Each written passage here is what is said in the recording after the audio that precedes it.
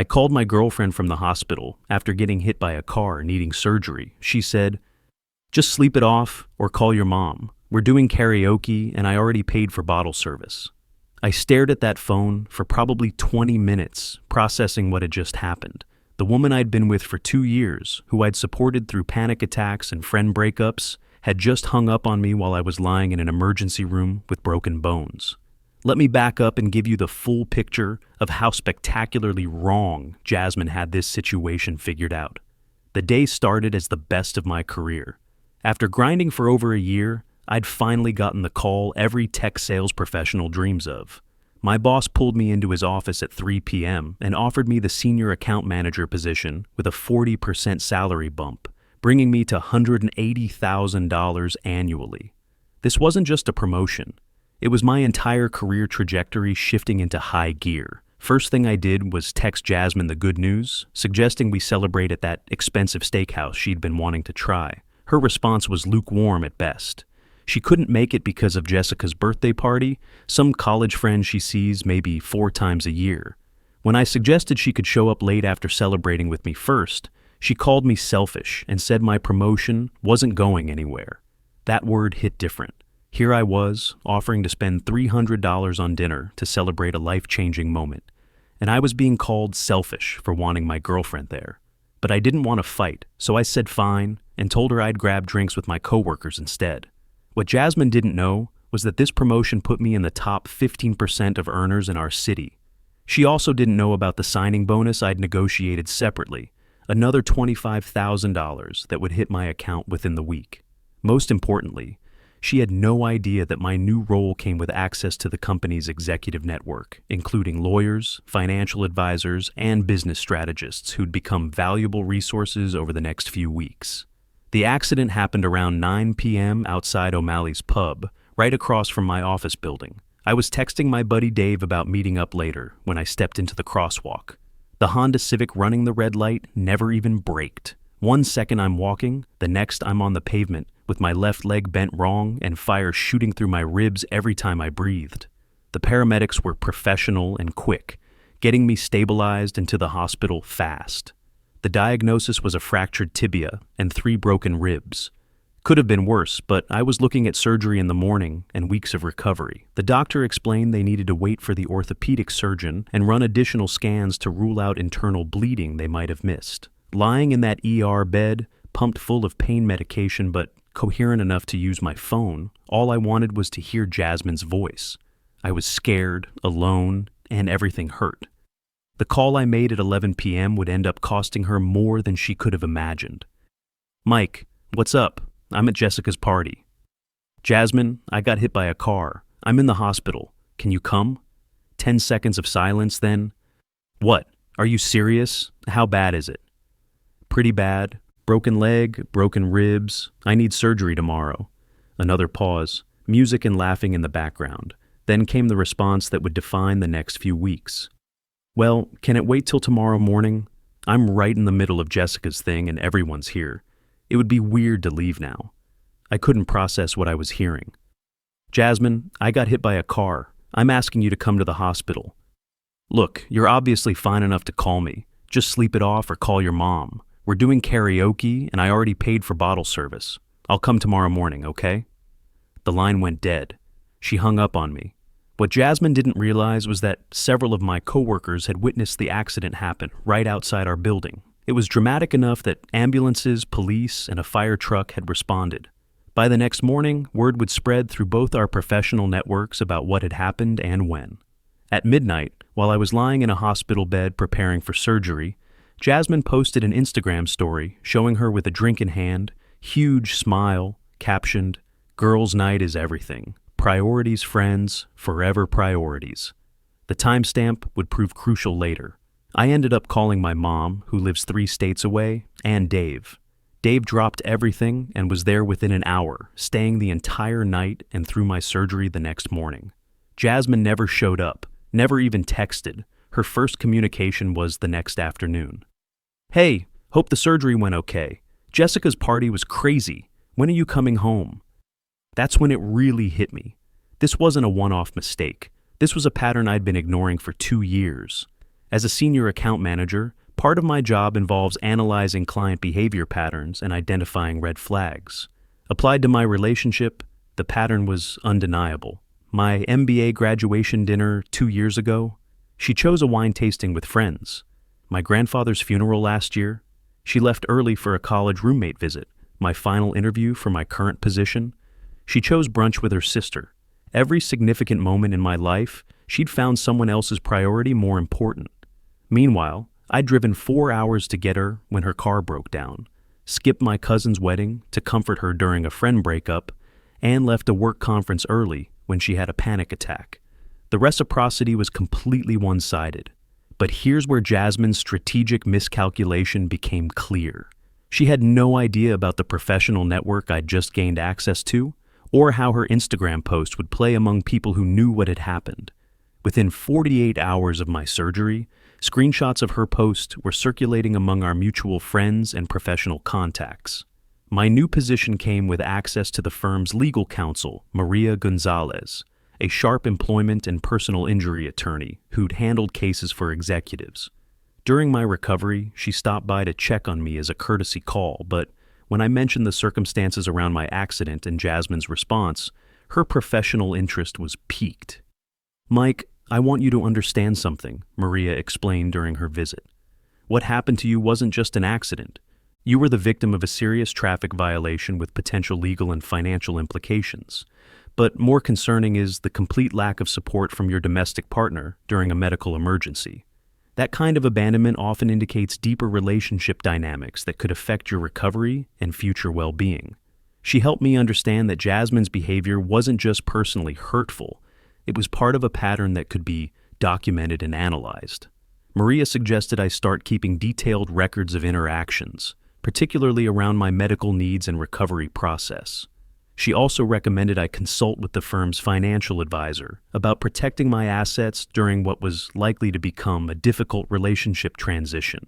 The financial advisor, Robert Hayes, painted a clear picture during our phone consultation. My new salary, combined with the signing bonus and substantial savings I'd accumulated, put me in a strong position for independence. More importantly, since Jasmine and I weren't married, my assets were completely protected.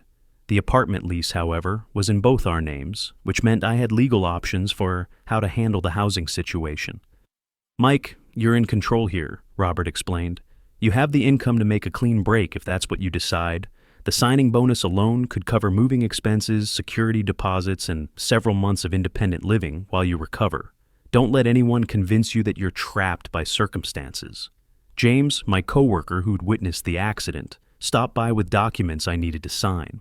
He seemed uncomfortable about something and finally admitted that people around the office were talking. Jasmine's Instagram post, with its timestamp showing she posted it right after I called her from the hospital, was making rounds at work. "Dude, I don't know if I should tell you this, but the reaction has been pretty universal," James explained. "The guys in the office are calling it ruthless and ice cold. The women are even harsher. Lisa from accounting said she wouldn't treat her worst ex like that, let alone her current boyfriend." The story had spread beyond my office, too. Our companies do business together, so there's crossover in our professional networks. Word reached Jasmine's workplace through a mutual client, and apparently her colleagues were giving her the cold shoulder, especially the women. She'd been excluded from several group lunches, something that had never happened before. The beautiful irony was that Jasmine had no idea people knew. She thought she'd been subtle about it, or simply didn't see anything wrong with what she'd done. She even complained to me that people at my work were being weird when she stopped by. That's when I made my decision. I called Dave and asked if he could help me move out over the weekend. Despite my crutches and limited mobility, I could pack and supervise while he and a couple other friends did the heavy lifting. I found a small one-bedroom apartment across town with a short-term lease option. Nothing fancy, but it was mine. Saturday morning, while Jasmine was at her weekly yoga class, we executed the move. I took only what was absolutely mine, being extra careful not to mix up anything that belonged to her. The whole operation took about 3 hours, and I left a simple note on the kitchen counter where she'd see it immediately. "Jasmine, I needed you once, really needed you, and you chose someone else. That tells me everything I need to know about our relationship and what I mean to you. I hope Jessica's birthday was worth it. Please don't contact me." Mike. Then I turned off my phone and went to my new place. Sunday morning, I turned my phone back on to 47 missed calls and 23 text messages, all from Jasmine. The progression was predictable: confusion, anger, defensiveness, manipulation, desperation, and finally victim mode. "I can't believe you're abandoning me like this. You're just like every other guy." I blocked her number, but that didn't stop the drama. Sunday night, our mutual friend Cody called to tell me Jasmine had shown up at his apartment crying, claiming I'd disappeared over a little disagreement, and asking him to convince me to come back. Cody, being a good friend, set her straight. "Jasmine, the whole friend group knows what happened. Mike got hit by a car, and you chose a party. That doesn't seem like a little disagreement to anyone but you." Monday morning brought the real entertainment. Jasmine had spent Sunday night and Monday morning doing damage control, calling mutual friends with her version of events. I was emotionally manipulative, punishing her for having a social life, and my personal favorite, controlling and couldn't handle her independence. The problem was that multiple people from my office had already heard the real story, and that Instagram post was screenshot and permanently preserved. The more desperate Jasmine seemed in her damage control efforts, the worse it looked. People started avoiding her calls entirely. Then came the ultimate validation. Jessica, the birthday girl herself, reached out to me directly. She said Jasmine never told her about my accident during the party, and if she'd known, she would have told Jasmine to leave immediately. "I'm actually horrified that she used my party as an excuse," Jessica told me. "No birthday party is worth abandoning someone in the hospital. That's just basic human decency." The social fallout was accelerating. Their usual friend group chat went quiet whenever Jasmine posted, and she was being noticeably left out of weekend plans. She was getting paranoid about it, asking people if they were mad at her, and getting increasingly defensive when no one would give her straight answers. Tuesday brought professional consequences.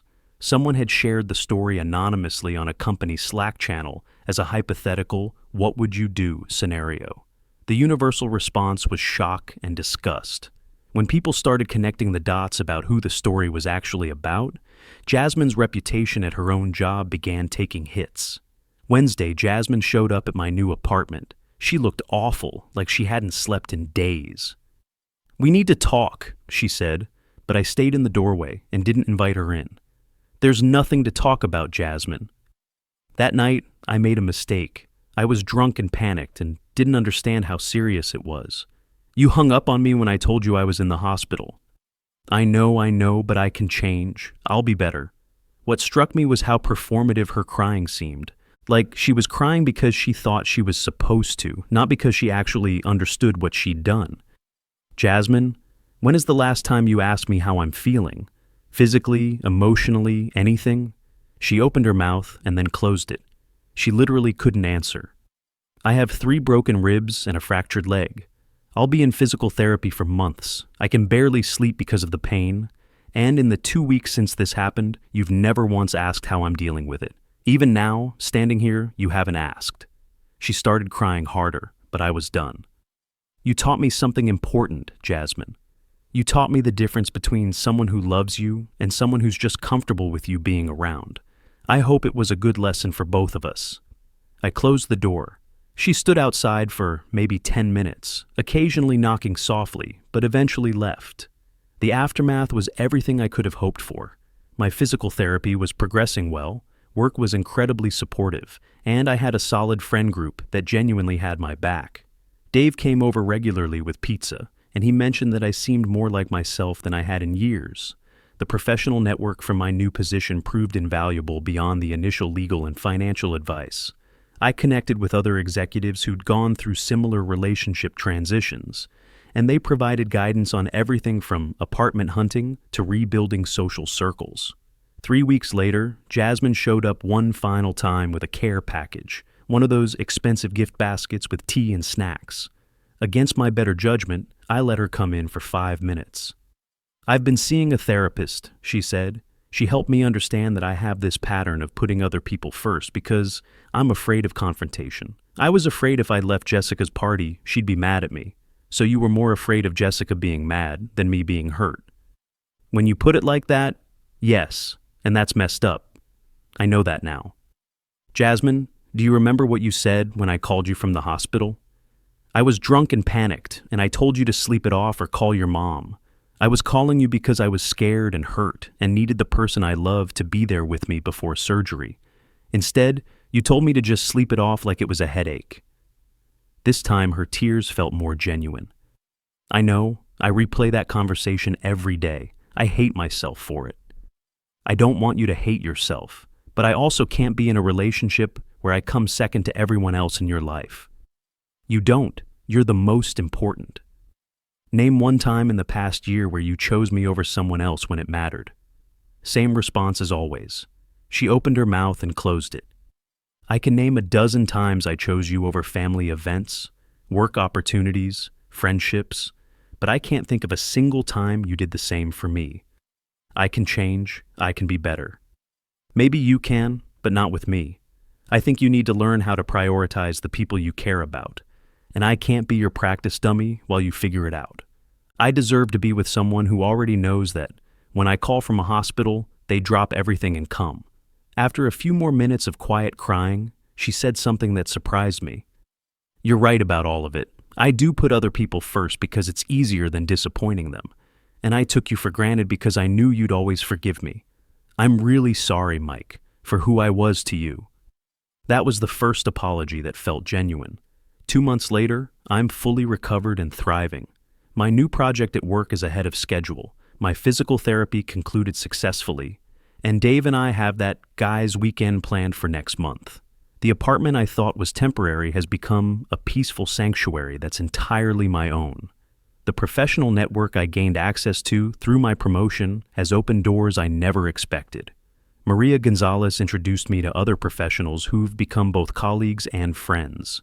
Robert Hayes helped me optimize my financial planning in ways that set me up for long-term success well beyond what I had planned. Jasmine's social and professional isolation continued for months. Several mutual friends mentioned that she'd become increasingly defensive and paranoid, convinced that everyone was against her, but unable to understand why. Her attempts at damage control only made things worse as people found her explanations and excuses insufficient. The Instagram post, though eventually deleted, had been screenshot and shared widely enough that it became a cautionary tale in our social circles. People began using it as an example of how not to treat a partner during a crisis. Looking back, that phone call from the hospital was the most expensive conversation Jasmine ever had. It cost her a relationship with someone who genuinely loved her, a stable living situation, an entire social network, and her professional reputation. The bottle service she was so worried about protecting probably cost her $200. The consequences of that choice cost her everything else. As for me, I learned that sometimes the worst moments reveal the most important truths. Jasmine showed me exactly who she was when I needed her most, and I finally believed her. The difference between loving someone and being loved back became crystal clear, and I decided I deserve better. Now I'm with someone who understands that partnership means showing up when it matters. When I had a minor work emergency last month, she canceled her own plans without being asked, and spent the evening helping me navigate the situation. That's what love actually looks like, and it's what I should have had all along.